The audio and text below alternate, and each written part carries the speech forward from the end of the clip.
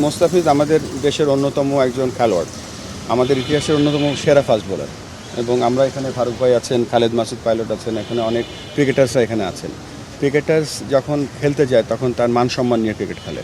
So আমরা সকলে যে ক্রিকেট বোর্ডের কর্মকর্তারাও যারা আছেন বা ইনক্লুডিং মি, আমরা এটা ভালোভাবে নেই না কখনো কোনো ক্রিকেটারকে যখন কোনোভাবে অসম্মান করা হয়, এবং এই জন্য আমরা সকলে মর্মাহত। সম্মান, এই একটা শব্দকে ঘিরেই তোলপাড় শুরু হয়েছে বাংলাদেশের ক্রীড়াঙ্গনে। শুধুমাত্র রাজনৈতিক কারণে মোস্তাফিজকে আইপিএল থেকে বাদ দেওয়ায় হার্ড লাইনে গেছে বিসিবি। নিরাপত্তা ইস্যুতে টি-20 ওয়ার্ল্ড কাপ খেলতে ভারতে যাবে না বাংলাদেশ দল। আইসিসিকে সোজা সাপটা জানানো হয়েছে এমনটাই। এমনকি বাংলাদেশে আইপিএল সম্প্রচার বন্ধে জারি করা হয়েছে আদেশ। তবে সরকারের এমন সিদ্ধান্তের বিষয়ে বিসিবির ভাবনাটা কি? ভারতের একটা ডোমেস্টিক ক্রিকেট এবং ডোমেস্টিক ক্রিকেটে কার না দেখানো এটা আমাদের সরকারের ডিসিশন।